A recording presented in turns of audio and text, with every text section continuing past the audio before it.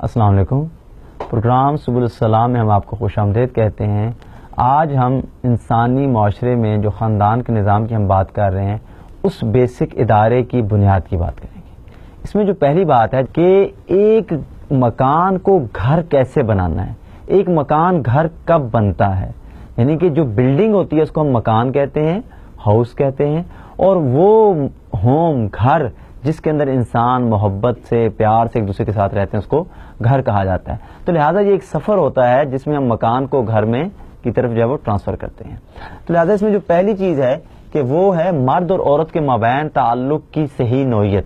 جو ہسٹری سے تاریخ سے جب سے انسان موجود ہے ایک بہت بڑا سوال رہا ہے کہ آیا کہ انسان اور میں مرد اور عورت کا آپس میں تعلق کیسا ہوگا, اس کی صحیح نوعیت کیا ہوگی. اور دنیا میں جو معاشرے راہ سے بھٹکے ہیں, جنہوں نے اپنے خاندانی نظام کو تباہ کیا ہے, اگر آپ اس کی بنیادی وجہ دیکھیں تو وہ یہی ہے کہ انہوں نے مرد اور عورت کے مابین تعلق کی صحیح نوعیت کو خراب کر دیا. اور جس کا نتیجہ کیا نکلا کہ خاندانی نظام تباہ ہو گیا, اور جس معاشرے کا خاندانی نظام تباہ ہوا اس معاشرے کا ایسے سمجھنے کہ جیسے نیوکلیس ہی ٹوٹ گیا اور الیکٹران اس کے گرد جو ہے وہ گھومتے پھر رہے ہوں. اور آج جب ہم مغرب کی طرف دیکھتے ہیں تو مغرب کے تباہ ہونے کی, مغرب کے ڈسٹرب ہونے کی بڑی وجوہات میں سے ایک بڑی وجہ کیا ہے کہ ان کا خاندانی نظام تباہ ہو رہا ہے. آج ہماری اگر کچھ ویلیوز کچھ اقدار بچی ہوئی ہیں تو اس کی سب سے بڑی وجہ کیا ہے کہ ہمارا خاندان کا نظام جو ہے وہ قائم ہے اور کچھ نہ کچھ حد تک جو ہے وہ اپنی ویلیوز دے رہے ہیں. لیکن اب ہمارے لیے بھی یہ بہت بڑا چیلنج بن گیا ہے کہ آج کے دور میں ہمیں اپنے خاندان کے نظام کو کیسے بچانا ہے. تو لہذا نکاح ایک ایسا کانسٹیٹیوشن ہے, ایک ایسا سوشل کانٹریکٹ ہے کہ جس کی صورت میں ایک نئے خاندان کی بنیاد رکھی جاتی ہے. لیکن یہ جو نکاح کی صورت میں ایک ادارہ قائم ہوتا ہے یہ بیسیکلی اپنے اندر 3 مقاصد رکھتا ہے. ایک ہے انسان کی جذباتی اور نفسیاتی تسکین, دوسرا سماجی تسکین, اور چوتھا انسانی افزائش نسل میں اضافہ. لہذا اس ادارے کو مختلف طرح کے پروسیس سے گزرنا پڑتا ہے, اور وہ 4 پروسیسز ہیں. یعنی کہ دنیا کی کوئی بھی ادارہ ان 4 پروسیس سے گزرتا ہے. اسی طریقے سے خاندان کا ادارہ بھی انہی 4 پروسیس سے گزرا ہوتا ہے. سب سے پہلی سٹیج ہوتی ہے سروائیول کی,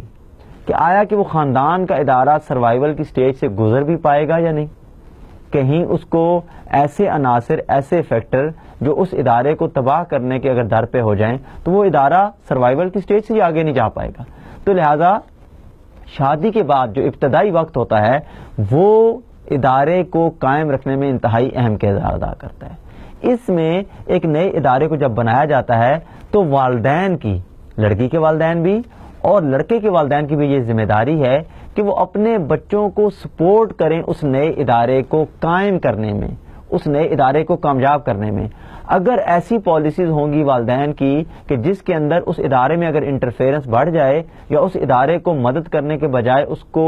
زیادہ جو ڈپینڈنٹ بنا دیا جائے تو کبھی بھی وہ ادارہ اپنے پاؤں پر کھڑا نہیں ہو پائے گا. تو جو دوسری سٹیج ہے اس ادارے کی وہ ہے اسٹیبلٹی, کہ اگر خاندان کا وہ ادارہ 6 ماہ تک جو ہے وہ سروائیول کی سٹیج سے گزر گیا تو اب اس کے بعد اس کی اسٹیبلٹی ہوگی, وہ ادارہ قائم ہو جائے گا, وہ ادارہ چلنے لگ پڑے گا, وہ ادارہ اپنے پاؤں پہ کھڑا ہو جائے گا, وہ ادارہ اپنی ویلیوز بنائے گا, اپنے پرنسپلز بنائے گا, اپنا طریقہ کار بنائے گا, اپنے آپ کو آگے بڑھانے کے لیے جو زیادہ سے زیادہ محنت کرے گا اور کوشش کرے گا. اور تیسری سٹیج جو ہے وہ ہے سکسیس کی, کہ جب آپ کا ادارہ سروائیول سے گزرا, اس نے اپنے آپ کو سروائیو کیا, دوسری سٹیج میں جو سٹیبل ہوا, تیسری سٹیج میں کامیابیاں, اب وہ گھر خوشی کا ذریعہ ہوگا, وہ گھر اطمینان کا ذریعہ ہوگا, وہ گھر سکون کا ذریعہ ہوگا, وہ گھر ایک دوسرے کے دکھ درد بانٹنے کا ذریعہ ہوگا, وہ گھر اپنی بات کو دوسروں تک پہنچانے کا ذریعہ ہوگا. یعنی کہ کامیابیاں شروع ہو جائیں گی. اور اس کے بعد جو اگلی سٹیج ہوگی وہ سگنیفیکنس, کہ وہ ادارہ, وہ گھر جو آپ نے بنایا تھا, جس کی آپ نے نگہداشت کی تھی, جس کو آپ نے پانی دیا تھا, اب وہ اچھے انسانوں کی صورت میں, اچھی اولاد کی صورت میں معاشرے کو کامیاب انسان دے گا, اور وہ آپ کا اس معاشرے کو جو ہے وہ کنٹریبیوشن ہوگا جو آپ کر کے جائیں گے. پھر اس کے بعد جو امپورٹنٹ بات ہوگی ان دونوں نے جو مل کے ادارہ بنایا تھا وہ ہے ٹیک رسپانسبلٹی, کہ وہ دونوں ذمہ داری لیں. رسپانس ایبلٹی یعنی کہ رسپانس کرنے کی صلاحیت.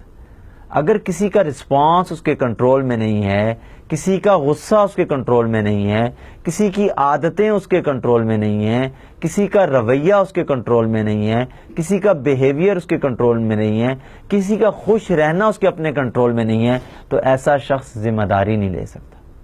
ایسا شخص رسپانسیبل نہیں ہو سکتا، ایسا شخص سیلف کنٹرول نہیں حاصل کر سکتا۔ تو لہٰذا اگر آپ اپنے گھر کو کامیاب کرنا چاہتے ہیں، اس خاندان کے ادارے کو کامیاب کرنا چاہتے ہیں، تو جو پہلا اصول آپ کو چاہیے وہ ہے ذمہ داری لینا، کہ یہ گھر اگر کامیاب ہوگا تو پھر بھی یہ میری ذمہ داری ہے، اور اگر یہ گھر ناکام ہوگا تو پھر بھی یہ میری ذمہ داری ہے۔ تو لہذا ذمہ داری لینے میں آپ کو ان دو فیزز کو سمجھنا ہوگا۔ پہلا ہے آپ کا ایریا آف کنٹرول یا ایریا آف ایکشن، اور دوسرا ہے آپ کا ایریا آف کنسرن۔ ہم سے غلطی کہاں پر ہوتی ہے کہ جب ہم اپنے ایریا آف کنٹرول کے بجائے ایریا آف کنسرن پر زیادہ توجہ دیتے ہیں، ہم اپنی بیوی اپنے بچوں کے معاملات پر کم توجہ دیتے ہیں، اور کسی اور رشتہ دار جو آپ کا ڈائریکٹ ایریا آف ایکشن میں نہیں آتے، آپ کے ایریا آف کنٹرول میں نہیں آتے، ان کے معاملات کو ہم زیادہ توجہ دیتے ہیں، تو اس سے بھی خاندان کا نظام کیا ہو جاتا ہے؟ ڈسٹرب ہو جاتا ہے۔ تو لہٰذا جو لوگ آپ کے اوپر ڈپینڈنٹ ہیں، جو آپ کی ذمہ داری ہیں، جن کو کامیاب کرنا، جن کو لے کے چلنا آپ کی ذمہ داری ہے، آپ کو اس پہ زیادہ فوکس کرنا چاہیے تاکہ آپ اپنی ذمہ داریوں کو بھرپور طریقے سے اور اچھے طریقے سے جو ہے وہ ادا کر سکیں۔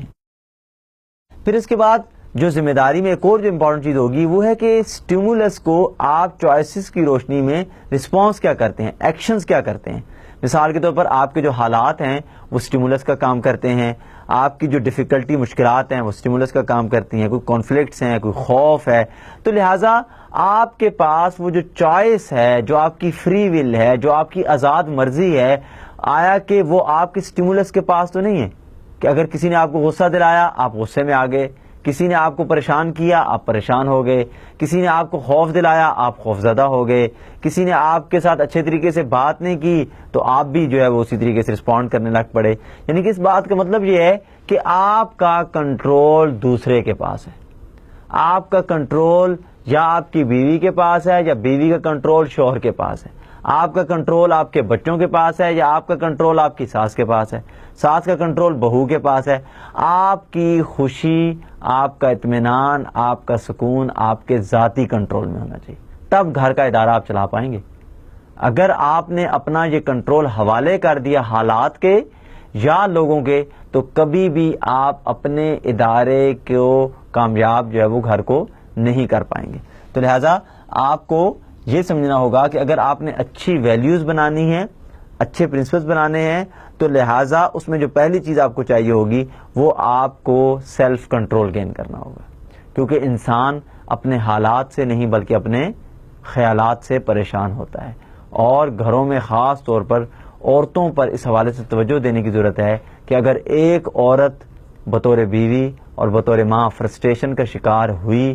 تو وہ جو 3 یا 4 بچے جو اس گھر میں ہیں وہ بھی آہستہ آہستہ ٹینشن، فرسٹریشن، انزائٹی، ڈپریشن کا شکار ہو جائیں گے۔ تو لہٰذا بہت بنیادی ہماری یہ آج کی ضرورت ہے کہ ہم اپنے گھروں میں رہنے والی عورتوں کی حفاظت کریں، ان کو ٹینشن، انزائٹی، سٹریس سے بچائیں، ان کی صحتوں کو بہتر کریں، شوہر اور بیوی کے مابین تعلقات کو بہتر کریں، کیونکہ یہ ادارہ جس کو اتنی مشکل سے بنایا جاتا ہے وہ ادارہ آج کل ٹوٹ رہا ہے۔ طلاقوں کی ریشو بڑھ رہی ہے، کورٹس میں کیسز بڑھ رہے ہیں، آپس میں ناچاکیاں بڑھ رہی ہیں، اور یہ خاندان کا ادارہ جو ہے وہ تباہ ہو رہا ہے۔ تو لہٰذا ہمیں اس ادارے کو بچانے کی فکر کرنی چاہیے، اس پہ وقت کی، انرجی کی، پیسے کی انویسٹمنٹ کرنی چاہیے تاکہ یہ ادارہ جو ہے وہ زیادہ پھلے پھولے اور ہم زیادہ کامیاب اور بہتر انسان جو ہے وہ ان کو اس دنیا میں بنا کے تیار کر کے جو ہے وہ بھیج سکیں۔ انشاءاللہ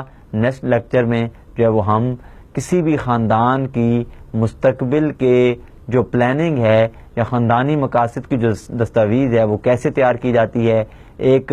مشترکہ مقصد کے تحت کیسے اکٹھا ہوا جاتا ہے اس پر بات کریں گے۔ وآخر دعوانا ان الحمدللہ رب العالمین۔